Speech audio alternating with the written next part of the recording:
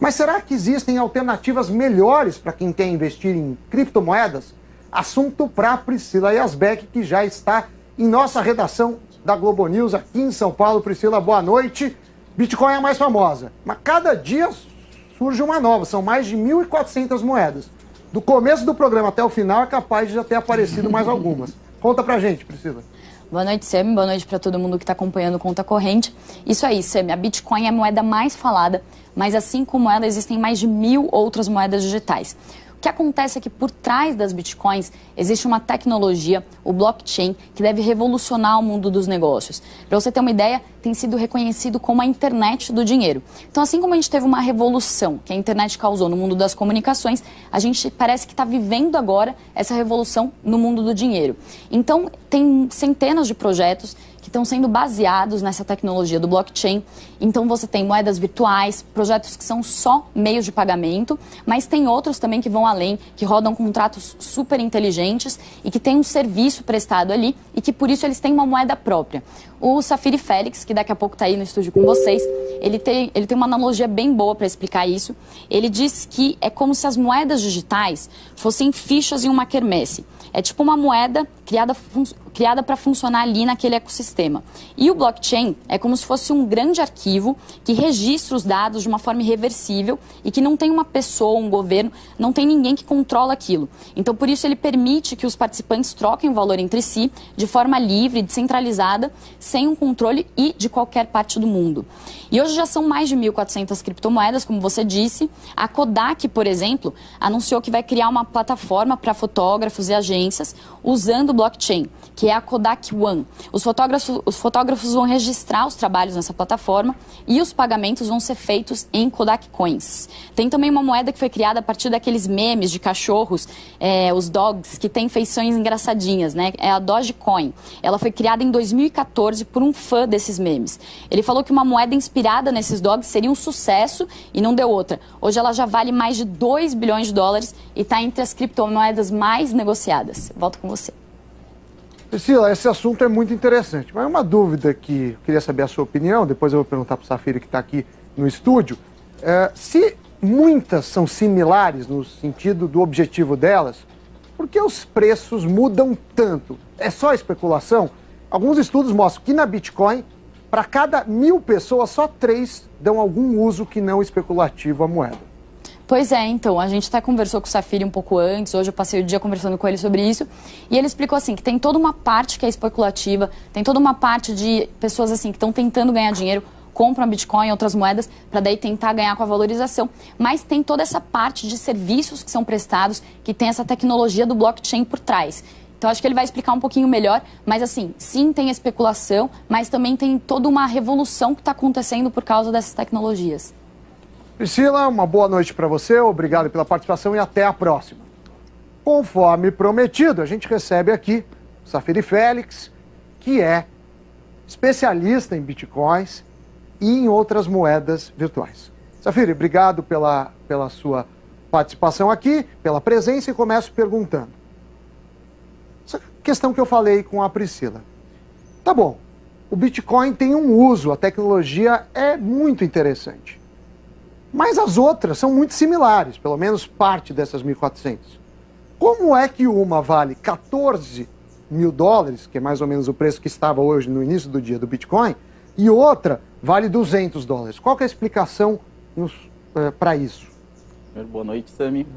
A gente tem vários aspectos que a gente precisa avaliar para poder diferenciar uma moeda da outra, né? A princípio, todas parecem muito parecidas, e todas são inspiradas no mecanismo de funcionamento do Bitcoin, mas cada uma dessas moedas tem características únicas que tentam diferenciar elas em relação às demais, né? Muitos desses aspectos são extremamente técnicos, né? Acho que nem valeria a pena a gente fazer um esforço para explicar para a audiência. Está mais voltado para o pessoal voltado à tecnologia que fica avaliando e comparando os diferenciais dessas moedas, tentando avaliar basicamente duas coisas, né? O potencial que essa moeda ou que esse serviço tem para gerar efeito de rede, né, que é o que a gente chama uma das principais métricas para a utilização de qualquer tipo de produto ou serviço. E um segundo aspecto que é sempre avaliado é a quantidade de moedas que existe em circulação de cada uma dessas alternativas, né? No caso do Bitcoin, o Bitcoin é classificado dentro das criptomoedas como uma espécie de ouro digital, por ser escasso.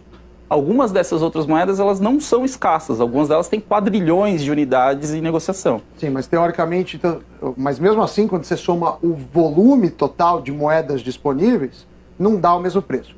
Mas o blockchain, que é a tecnologia por trás do Bitcoin, ele é revolucionário, isso não tem dúvida. E cada moeda tem uma tecnologia parecida.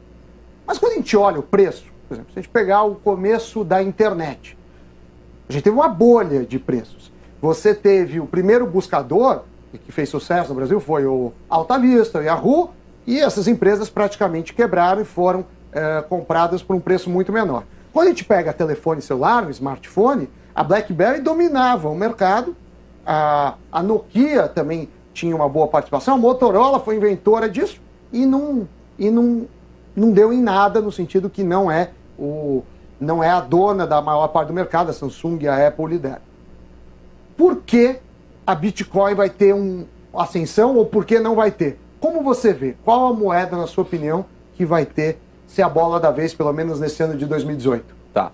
O Bitcoin ele tem uma vantagem que é o pioneirismo, né? Então ele conseguiu gerar uma massa de usuários, né, e um número de interessados, tanto em usos especulativos quanto em aplicações práticas, que sustentam o valor que BlackBerry também, tá? Sim, sim. Mas hoje a gente está falando de Bitcoin no Brasil, por exemplo, já é um fenômeno social, né? A gente já tem estatísticas que apontam que a gente tem hoje o dobro de investidores em Bitcoin no Brasil do que a gente tem na Bolsa de Valores, por exemplo.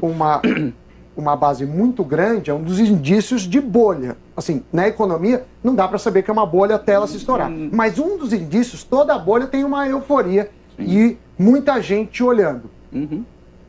Como saber, então?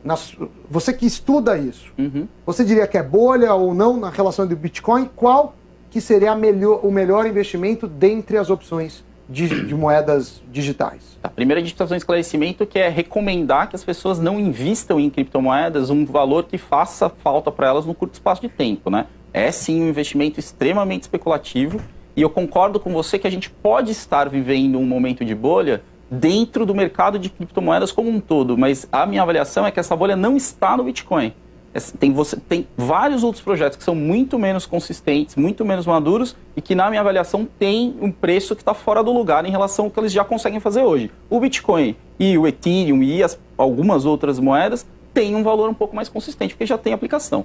A gente recebeu uma pergunta aqui do Paulo Roberto Madeira, que é do balneário de Camboriú, de Santa Catarina, e ele pergunta de onde vem o rendimento dessas moedas digitais. Uhum. Não existe rendimento. O que existe é oscilação de preço, né? Então você tem a oportunidade de comprar num determinado patamar de preço e revender isso depois por um valor mais caro. Mas quando a gente fala, por exemplo, como dar preço numa ação? Você olha os dividendos, os lucros futuros. Como você dá preço num imóvel? Você pode olhar, por exemplo, o fluxo de aluguéis futuros. Uhum. Numa dívida de empresa ou do país, que a gente falou agora há pouco, a capacidade do país pagar. Como você dá o preço quando você faz a conta, isso está caro ou barato, uma moeda virtual? A gente pode medir, essencialmente, o nível de desconfiança dos investidores em relação aos investimentos tradicionais, né? A gente passou aqui o primeiro bloco discutindo isso, né? Os impactos que a queda do rating no Brasil vai ter na economia local. Então, o que a gente tem observado como um movimento global? O mundo todo, as instituições tradicionais nunca tiveram em tanto descrédito, né? Então, hoje, você tem uma massa grande de pessoas que prefere e que confia muito mais na tecnologia e na consistência desses softwares que estão sendo construídos em torno disso, do que numa instituição que está com já está no seu pior momento do ponto de vista de credibilidade. Eu comentei agora há pouco com a Priscila que tem um estudo de Stanford que mostra que quase todo mundo não compra o Bitcoin para usar. Assim, não é que tem um uso. Compra na esperança de ela valer mais. Isso não é perigoso? Assim, porque assim, ninguém está usando, mas todo mundo acha que vai valer mais. Uhum. Aí fere um pouco isso, porque você está só numa crença, ainda não é uma realidade. Você acredita que em 2008 a gente vai ver mais aplicações para o Bitcoin, para as outras moedas virtuais ou digitais? Não, os indicadores provam isso, né? A rede já está processando milhares de transações todos os dias ao redor do mundo. Inclusive tem a rede do Ethereum, que é a segunda criptomoeda mais relevante, já processa 3 vezes mais transações que o Bitcoin hoje. Então, do ponto de vista de utilização e desenvolvimento de novos casos de uso, isso está acontecendo. A gente tem boa parte dos desenvolvedores de software mais talentosos do mundo dedicados nessa indústria, né? Então isso é um sinal de que quando você une capital com talento, coisas interessantes tendem a surgir daí. Vale a reflexão, obrigado pela participação, até a próxima.